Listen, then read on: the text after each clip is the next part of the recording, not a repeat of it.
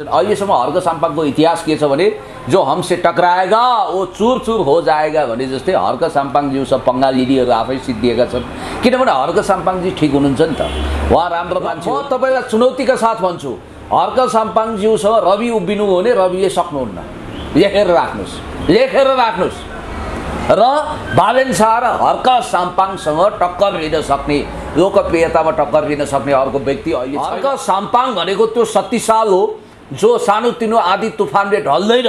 हर्क साम्पाङलाई तपाईँहरूले सोच्नुभयो होला 5 वर्षको मेयर 10 वर्षको राजनीतिक यात्री, त्यो होइन। हर्क साम्पाङमा त्यो नैतिक पुँजी छ, त्यो इच्छा शक्ति छ, त्यो दृढता छ जसले उहाँलाई गरिबहरूसँग पानी र माछा जस्तो सँगै बस्ने बनाउँछ। अर्को स्ट्याटस राख्नु भएको थियो, मलाई पनि एकदमै रोआयो त्यो स्ट्याटसले, आँसु नै खस्यो। उहाँले के भन्नुभएको छ भने 1 रुपैयाँ पनि मैले भ्रष्टाचार गरेको काहीँ ठहर भयो भने म त्यही दिनबाट प्राण त्याग्छु भन्नुभयो।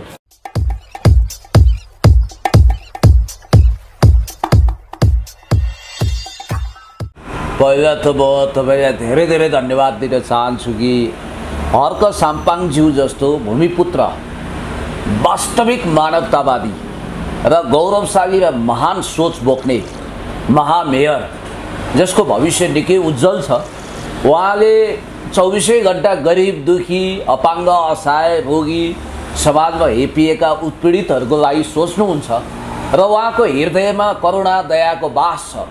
र उहाँले हाइड्रोको सवालमा होस् या अन्य सवालमा, विकासका अन्य कुरामा होस्, अस्ति आविष्कार केन्द्र पनि बनाउने घोषणा गर्नुभयो। हाम्रो आदरणीय महावीर पुनज्यूको सपना धरानमा त्यहाँको गुराँस चाहिँ फक्रिने भएछ, लाली गुराँस चाहिँ फुल्ने भएछ, हामी खुसी छौँ। र माझ किराँतको भूमिपुत्र हर्क साम्पाङजी स्यालुट छ, स्याबास, क्या बात। मेयर हुनु त हर्क साम्पाङज्यू जस्तो, हेर्नु त उहाँलाई आफ्नो विषयमा त केही चिन्तै छैन। श्रीमतीलाई गहनाले झकिझकाउ पारौँ होइन, पैसा जोडौँ, महल बनाऊ, सुख चयन गरौँ, कुनै त्यसमा कुनै फिक्री नै छैन। अरू जम्मै प्राय मान्छेहरू यही लाइनमा छन् अहिले, कसरी नयाँ गाडी जोड्ने, कसरी महल जोड्ने, कसरी धन थुपार्ने, कसरी पावरफुल बन्ने, यही होइन अहिले होडबाजी। त्यो त्यसको बिचमा अपवाद भएर हर्क साम्पाङ र बालेन शाहज्यूहरू अहिले अगाडि बढेकोमा म खुसी छु। र जहाँसम्म अस्ति एउटा उहाँले अर्को स्ट्याटस राख्नु भएको थियो, मलाई पनि एकदमै रोआयो त्यो स्ट्याटसले, आँसु नै खस्यो। उहाँले के भन्नुभएको छ भने 1 रुपैयाँ पनि मैले भ्रष्टाचार गरेको काहीँ ठहर भयो भने म त्यही दिनबाट प्राण त्याग्छु भन्नुभयो। छ यो हिम्मत, दम, यस्तो कलेजो चाहिन्छ के नेता हुनको लागि। केवल दिमाग मात्रै भएर हुँदैन, दिल पनि चाहिन्छ, कलेजो पनि ठुलै चाहिन्छ। ल हेर्नुहोस् उहाँको बलियोपन, कान्तिपुर लगायतका देशका सर्वश्रेष्ठ मिडियाहरूले अफर दिँदा प्रधानमन्त्री कुदेर जान्छन्। याद गर्नु होला, कान्तिपुर कान्तिपुर ओहो गइहाल्नु पर्यो भन्छन्। भलै कान्तिपुरको क्रेज अहिले कस्तो खस्किएको छ, बढेको छ, त्यो छुट्टै कुरा हो। अनि एकजना त्यो चुल्ठे जुङ्गे कता कता फिल्मी फन्डा गर्ने एकजना हुनुहुन्छ, उहाँले 10 चोटि हात जोड्दा पनि हर्क साम्पाङज्यू मेरोमा गइदिउँ भन्दा, एक त उहाँलाई सायद त्यो प्रोग्रामको नेचरै मन पर्दैन होला, किनभने त्यो हरेक मान्छेलाई विवादित र कन्ट्रोभर्सीमा तान्ने कार्यक्रम। उहाँले के भनिदिनु भयो, म तपाईँको स्टुडियोमा आउँदैन, थ्याङ्क्स, पछि उ गरौँला, मसँग लिनु छ भने बाहिरै लिनुहोस्, मेरो श्रमदान गरेको एरियामा लिनुहोस् भन्नुभयो। त्यसलाई भनिन्छ गहिरो आत्मविश्वास, सङ्कल्प, प्रतिबद्धता। र मान्छे विदेश भ्रमण भन्ने बित्तिकै लाइन लागेर, तपाईँलाई थाहा छ नि, Japan, America, Korea, Europe, London, अब अस्ति गोर्खा वरियरको पनि विशेष अतिथि बनाउनु उहाँलाई खोजिएको थियो। अमेरिका जानको लागि त समथिङ के सुवेदीले गएर हातै जोड्नुभयो उहाँलाई। हर्क साम्पाङज्यू तपाईँ एकचोटि अमेरिका आइदिनु पऱ्यो, हामी एकदम आभारी हुनेछौँ भन्दा होइन म अहिले काम गरेर भ्याएको छैन, अहिले म भ्याउँदिनँ, भ्याइयो भने सोचौँला भन्नु हो। यसो भनिन्छ वास्तविक नेतृत्व। हर्क साम्पाङ कसैले टिका लगाएर बनाएको मान्छे होइन नि। हर्क साम्पाङज्यूको इतिहास त एकदमै राजनीतिकसँग, समाजसँग जरा गाडेर उदाएको इतिहास हो नि त। त्यस कारणले गर्दाखेरि हर्क साम्पाङ भनेको त्यो शक्तिशाल हो जो सानोतिनो आदि तुफानले ढल्दैन। हर्क साम्पाङलाई तपाईँहरूले सोच्नुभयो होला 5 वर्षको मेयर 10 वर्षको राजनीतिक यात्री, त्यो होइन। हर्क साम्पाङमा त्यो नैतिक पुँजी छ, त्यो इच्छा शक्ति छ, त्यो दृढता छ जसले उहाँलाई गरिबहरूसँग पानी र माछा जस्तो सँगै बस्ने बनाउँछ। र उहाँले भन्नुभयो धरान क्षेत्रमा आफ्नो क्षेत्रमा धरान र जसले बनाउँछ नि त्यसले नेपाललाई पनि बनाउँछ है। धरान र जसले बुझेको छ उसले नेपाललाई पनि बुझेको हुन्छ। आज धरान बनाउने हर्क साम्पाङलाई भोलि नेपाल जिम्मा दियो भने उनले सिङ्गापुर बनाउँछन्, यो कुरा पक्का छ। त्यति विकसित बनाउँछन् र उनले हाइड्रोको सवालमा जुन रोल मोडल प्रस्ताव ल्याउनु भएको छ। उहाँले एउटा क्वेसन गरौँ कि जस्तो अब हाइड्रो पावर हामी श्रमदानबाट गर्दैछौँ भन्नुभएको छ उहाँले होइन। हर्क साम्पाङले जुन कुरा बोल्यो त्यो कुरालाई पुर्याइराख्नु पनि भएको छ अहिलेसम्म होइन। जस्तो यही विषयलाई लिएर नि सर हाइड्रो पावर अब निर्माण गर्दै पानी खुवाउनु हो नि त। त्यही त गर्दै गर्दा चाहिँ अब विभिन्न प्रकारको व्यक्तिहरूले चाहिँ त्यहाँ चाहिँ अब तल कमेन्टहरूमा हेर्दाखेरि चाहिँ फेरि पनि विरोध सुरु गरेको हो कि भन्ने पनि छ जस्तो बुझियो कि स्ट्याटसहरू हेर्दा, स्ट्याटसको मुनि कमेन्टहरू हेर्दा चाहिँ गर्नेलाई गर्न दिनु न, राम्रो कामको प्रतिक्रिया नराम्रो दिनेहरू भनेका खराब मान्छे हुन् नि त। के आपत्ति यिनीहरूलाई, के चाहिँ यिनीहरूलाई समस्या पर्यो?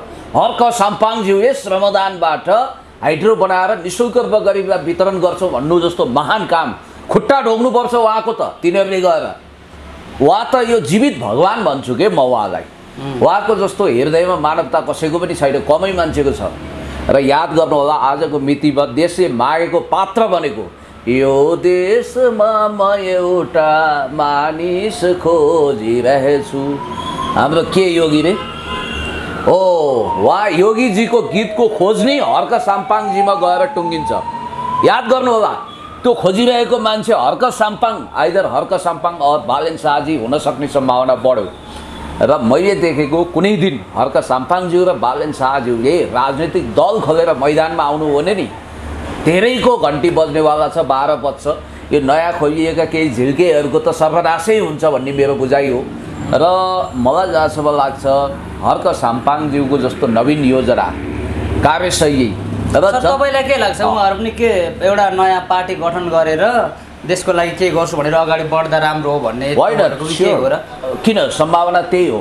अब देशमा प्रत्यक्ष निर्वाचित कार्यकारी चाहे त्यो राष्ट्रपतिको रूपमा होस् चाहे प्रधानमन्त्रीको रूपमा त्यसको प्रावधान आयो भने पहिलो जित्ने उम्मेदवारै हर्क साम्पाङ हुन सक्नुहुन्छ क्या। यति कुरा ख्याल गर्नुहोस् न तपाईँ। हर्क साम्पाङ वा बालेनजीले नै जित्ने हो त्यो उम्मेदवार। र म तपाईँलाई चुनौतीका साथ भन्छु हर्क साम्पाङज्यूसँग रवि उभिनु हो भने रविले सक्नुहुन्न। लेखेर राख्नुहोस्। र बालेन शाह र हर्क साम्पाङसँग टक्कर लिन सक्ने, लोकप्रियतामा टक्कर लिन सक्ने अर्को व्यक्ति अहिले छैन। याद गर्नु होला यो कुरा। र अर्को कुरो मैले तपाईँलाई भनिहालौँ, जस्तो तपाईँले गोरुको कुरा गर्नु हो, यो सवाल हर्क साम्पाङज्यूलाई बदनाम गर्ने गरी जानेर नजानेर योजनाबद्ध रूपमा थोपरिएको अभियान थियो। जबकि तपाईँलाई थाहा छ वैदिक सनातनीहरूको आस्थासँग र धर्मसँग जोडिएको प्रतीक हो नि त त्यो जनावर। त्यो त के हो भने भोलि प्रत्यक्ष निर्वाचित कार्यकारी राष्ट्रपति वा प्रधानमन्त्रीको प्रस्ताव आउँदा बाहुन क्षेत्रीहरूले पनि वैदिक सनातनीले पनि भोट हर्क साम्पाङमा अवश्य पनि हाल्छन्। त्यो नहालुन् भनेर रचिएको एउटा डिजाइन हो त त्यो। भोलि हर्क साम्पाङजीको राजनीति समाप्त गर्ने गरी सक्न त यिनीहरूले सक्दैनन्, छुँदै नछुनु, चलाउँदै नचलाउनु।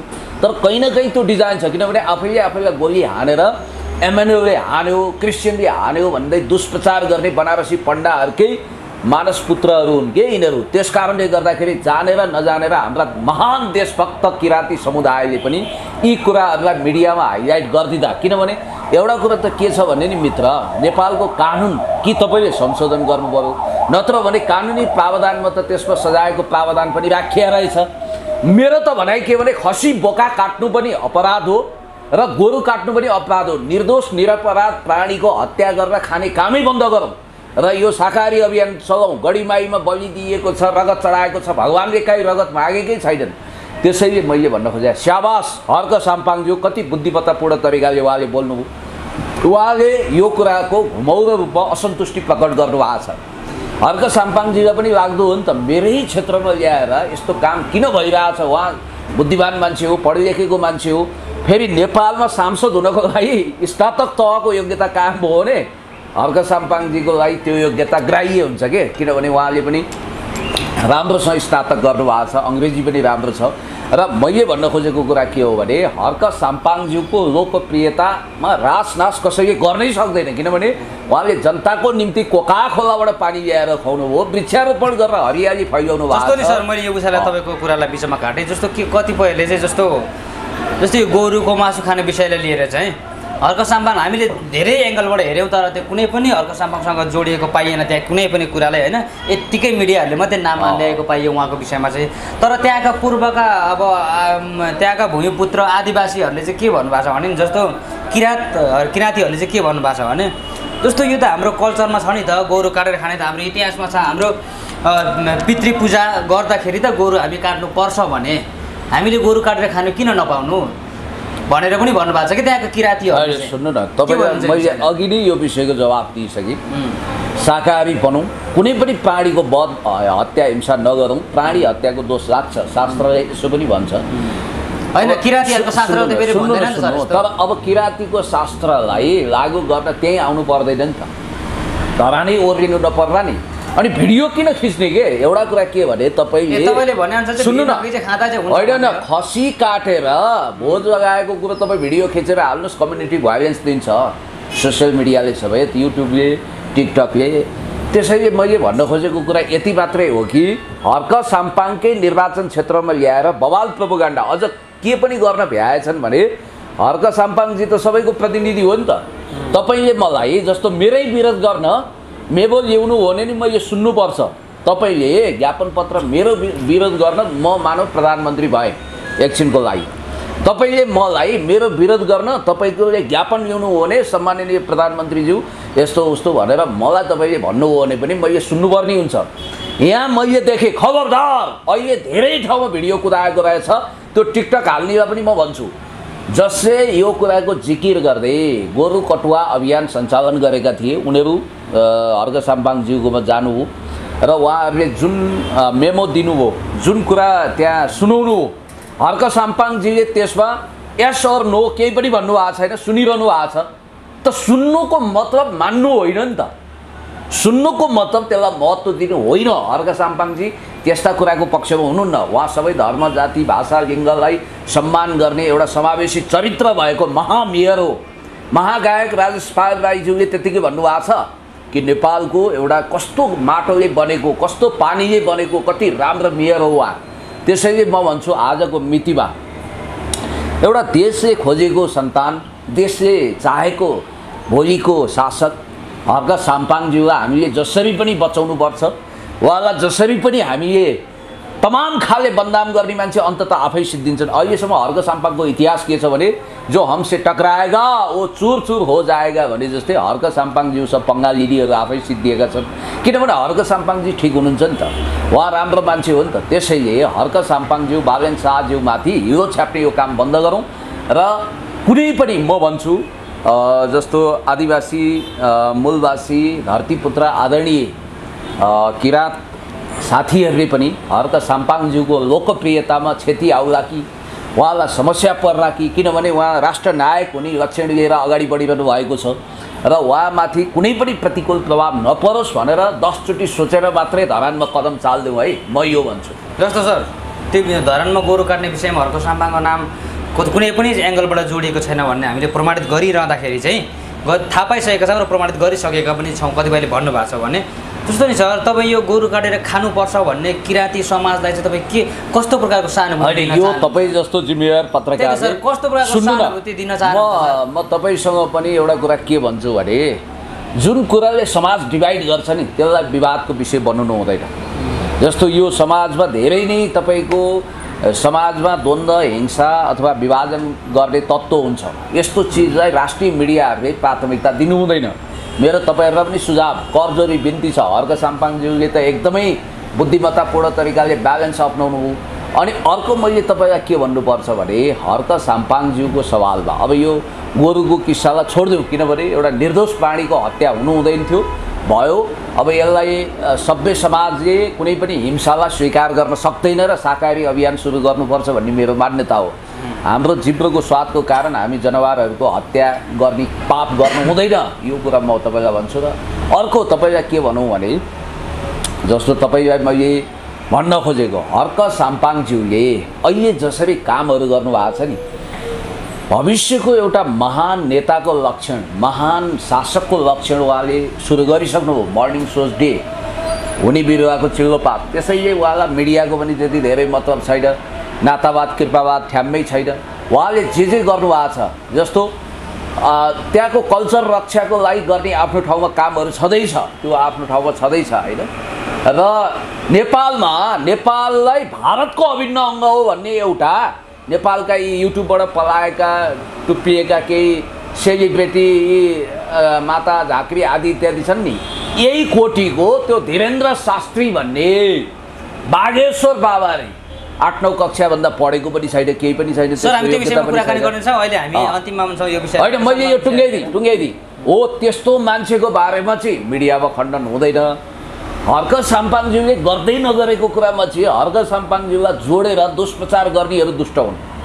जस्तो सर हामी अन्तिममा हुन्छौँ, अन्तिममा अस्ति भर्खरै मात्रै हर्क साम्पाङले एउटा स्ट्याटस लेख्नु भएको छ कि जस्तो भ्रष्टाचार गर्नु भनेको चाहिँ देशको धन चोर्नु हो, यो देशको धन चोर्ने व्यक्तिहरूलाई चाहिँ हामी चाहिँ मजाले सरापौँ भनेर भन्नुभएको छ। राम्रो कुरा, के भन्नुहुन्छ? एकदम राम्रो, एकदमै गतिलो कुरो गर्नुभयो है उहाँले। सरापौँ, सबै सरापे बनिदिनु पऱ्यो, तिनीहरूलाई गाली गर्नुपर्छ, घृणा गर्नुपर्छ, धुत्कार्नुपर्छ, भ्रष्टाचारी अपराधीहरूलाई ढिम्किन पनि दिनु हुँदैन। मैले भनिहालेँ, मैले के देखिरहेको छु भने सबै एङ्गलबाट हर्क साम्पाङज्यू भविष्यमा यो देशको कार्यकारी प्रमुख बन्ने लक्षण ल्याउनु भयो के उहाँले। हो यति बेला हो हर्क साम्पाङलाई सबभन्दा प्रहार हुने, यति बेला हो उहाँलाई बदनाम गर्ने, यति बेला कुसुलेहरूले धन्दा सेठहरूले उहाँलाई घेरा हाल्ने सक्छन्। र चाणक्य बुद्धि लिएर बुद्धिमान भएर हर्क साम्पाङज्यूले दूरदर्शी तरिकाले सोचेर र उहाँले जुन सल्लाहकार राख्नु भएको छैन नि, त्यो ठिकै गर्नुभएको छ। सल्लाह कि उहाँभन्दा ट्यालेन्ट मान्छेसँग लिनुपर्छ, इमान्दारसँग, होइन भने कमजोर मान्छेसँग सल्लाह लिनु पनि हुँदैन। ठिक छ, उहाँ आफ्नो जे बुद्धि भगवान्ले दिनुभएको छ त्यो बुद्धिमा हिँड्दाखेरि उहाँले अस्ति सर यो विषयमा के भन्नुभएको छ भने सर, म एउटा लिडर हुँ, म लिडरले नै अरूलाई सोध्दै हिँडेँ भने, म नै अनभिज्ञ भयो भने मेरो पछाडिका जनताहरू के हुन्छन् भन्नुभएको छ। म लिडरले कसैलाई सोध्नु पनि हुन्न र मैले एउटा बाटो तय गर्नुपर्छ, त्यो बाटोमा चाहिँ मैले मेरो जनताहरूलाई हिँडाउनुपर्छ भन्नुभएको छ। हर्क साम्पाङज्यूलाई फेरि पनि हाइड्रो प्रोजेक्ट जनश्रमदानबाट बनाउँछौँ, आविष्कार केन्द्र बनाउँछौँ र निःशुल्क रूपमा गरिबहरू जसले अहिले खर्च गर्न सकिरहेका छैनन् उनीहरूलाई बिजुली हामी उपलब्ध गराउँछौँ भन्नु जस्तो महान काम केही हुँदैन। अगाडि बढ्नुहोस् हर्कजी, तपाईँको साथमा हामी छौँ।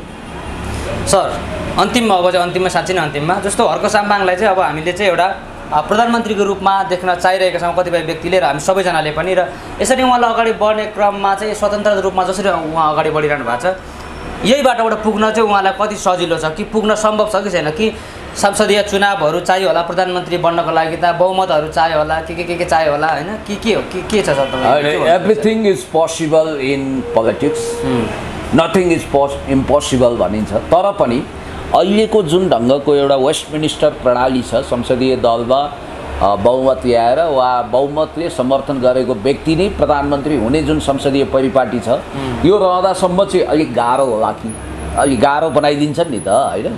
तर मलाई जहाँसम्म लाग्छ यदि प्रत्यक्ष कार्यकारी प्रधानमन्त्रीको नेपालमा प्रावधान आयो भने अवश्य पनि उहाँ चरम लोकप्रिय हुनुहुन्छ, तपाईँले भनेको सपना साकार हुन्छ।